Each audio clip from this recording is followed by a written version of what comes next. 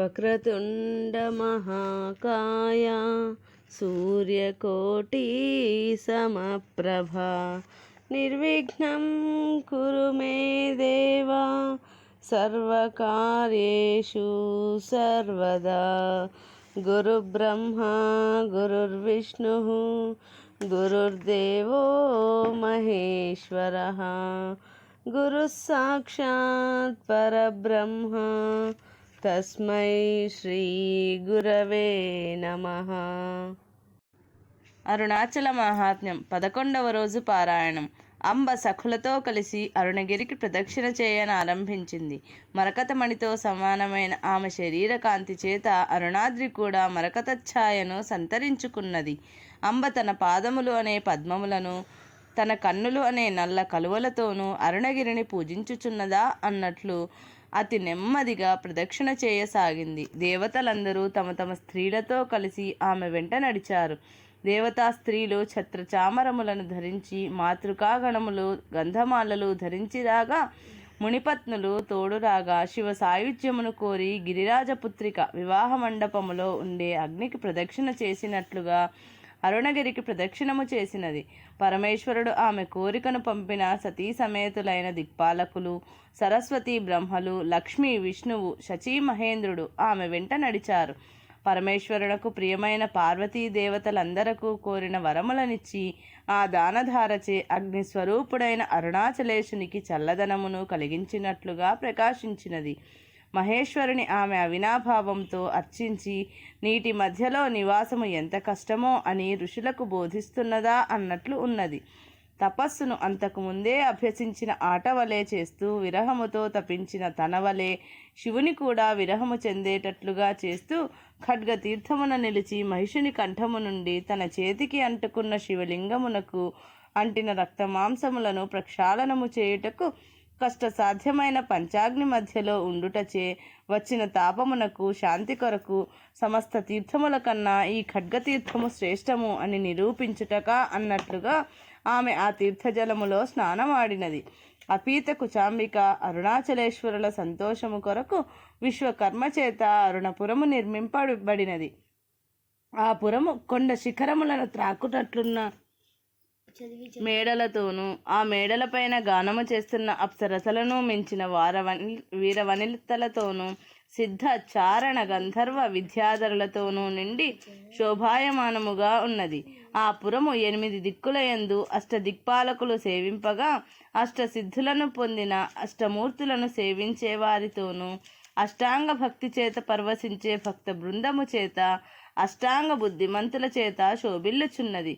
అది చతుర్వర్ణములు, ఉపవర్ణముల వారి చేత, బంగారు స్తంభములతో కూడిన మంటపముల చేత, శంఖ దుందుభి మృదంగ మురజ మొదలగు వాయిద్యముల చేత, వీణ వేణు నాదములతోనూ రమ్యమై శోభాయమానమై ఉన్నది. అప్పుడు శివభక్తులైన మహర్షుల చేత వేద ఘోష చేత సేవించబడుతూ వృషభవాహనుడైన పరమశివుడు అక్కడ ప్రత్యక్షమయ్యాడు. నవగ్రహముల వలె దీపించు నవరత్న కాంతులతో ప్రకాశిస్తున్న విష్ణువు దేవతల సమూహముతో దేవేంద్రుడు శివుని సేవించుటకు అక్కడికి వచ్చారు. సుగంధభరితమైన పూలవాన కురిసింది. గంగాజలములపైన వీచిన గాలి చల్లదనమును మోసుకుని వచ్చి శివుణ్ణి సేవించుకున్నది. బంగారు ఆభరణముల చేత అలంకరింపబడిన కొమ్ములతో నంది మహాదర్పంగా రంకెలు వేసింది. సర్వ ఋతువులు తమ తమ పుష్పములతో సేవించడానికి వచ్చాయి. వివిధ ఆకారములతో గణములు, మహర్షులు వచ్చారు. చూడడానికి వచ్చిన దేవతలు కుంకుమ కర్పూర మిశ్రమమును పట్టణమంతా వెదజల్లారు. దేవతలు వివిధ వాయిద్యములను వాయించారు. అప్సరసల నాట్యములతో, తుంబురుని గానముతో ముని దేవతల సమూహం వెంటరాగా, వృషభవాహనమెక్కి సరసుడై కరుణామూర్తి అయి తనకు నమస్కరించి సిగ్గుతో తలదించుకున్న పార్వతీదేవిని మన్మధుని మదమణచిన పరమశివుడు ఆనందంతో పైకి ఎత్తి ఒడిలో కూర్చోబెట్టుకున్నాడు. శివుడు అప్పుడు తన ప్రియురాలైన లలితాదేవితో కూడి దేవతలు మునుల చేత పరివేష్టింపబడి అప్సరసల గానమును నాట్యమును చూచాడు. సురరాజు దేవేంద్రుడు సమర్పించిన సుగంధ పుష్పములను స్వీకరించి పార్వతీ పరమేశ్వరులు పుష్పమాలల చేత అలంకరింపబడ్డారు. అపీత కుచాంబికను కౌగిలించుకునే ఉత్సాహముతో చేతులను చాచి సుగంధభరితంగా ఉన్న శరీరంతో పరమశివుడు మనోహరంగా ఉన్న పార్వతీదేవిని ఆలింగనము చేసుకొని తన విరహమును పోగొట్టుకున్నాడు. తనపై విరహముతో కృషించిన పార్వతిని శివుడు అనేక విధములైన వినోదములతో సంతోషపరిచి ఆమెకు కావలసిన కోరికలు తీర్చుతానని చెప్పాడు. ఆమె అరుణాచలేశ్వరునికి నమస్కరించి లోకమును ఉద్ధరించే కొన్ని వరములను అడిగింది.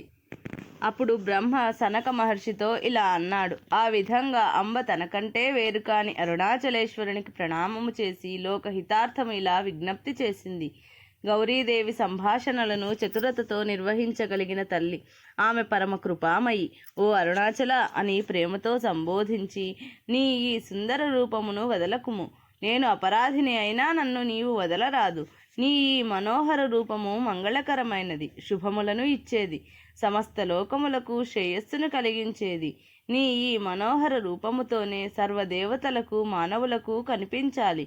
ఆ పాములు పుర్రె విషము ధరించి విభూతిని ధరించిన భయంకరమైన రూపమును వదిలి దివ్య వస్త్రాలు ఆభరణములతో ఉన్న సుందర సుకుమార రూపముతో ఉన్న నిన్ను దేవ గంధర్వ కన్యలు నృత్యము గానములతో సదా సేవించుకుందురుగాక. నీ శరీరము యొక్క పరిమళము ఎల్లప్పుడూ నిన్ను అంటుకొని ఉండుగాక. మన ఈ కలయిక సర్వజీవులకు శుభములను చేకూర్చుగాక. సర్వమంత్రములకు అర్థమైన నీ ఈ రూపము దర్శింపబడి నీ చరిత్ర భక్తితో సర్వ మానవుల చేత చదవబడుగాక. అనన్య శరణ్యుడవైన నీవు భక్తుల సర్వ అపరాధములను క్షమించదవుగాక. ఇదే నేను కోరు వరము అని ప్రియముగా పలికింది. తన ప్రియపత్ని అయిన జగన్మాత లోకం మీద ప్రేమతో అడిగిన దానిని పరమేశ్వరుడు అనుగ్రహించాడు. ఇంకా ఆమెను సంతోషపెట్టుటకు పరమేశ్వరుడు ఇలా అడిగాడు: ఓ దేవి, ఈ పరిమళమును నీవే ధరింపుము. పూర్వము పునుగు పిల్లి రూపంలోని పులకుడు అనే దైత్యుడు ఘోర తపస్సు చేసి నన్ను మెప్పించి నా నుండి అద్భుతమైన సుగంధమును వరముగా పొందాడు. దానిచే దేవతా స్త్రీలు ఆకర్షింపబడ్డారు. అధర్మమైన ఈ ప్రవర్తనకు దేవతలు చింతించి నన్ను చేరి మొరపెట్టుకున్నారు.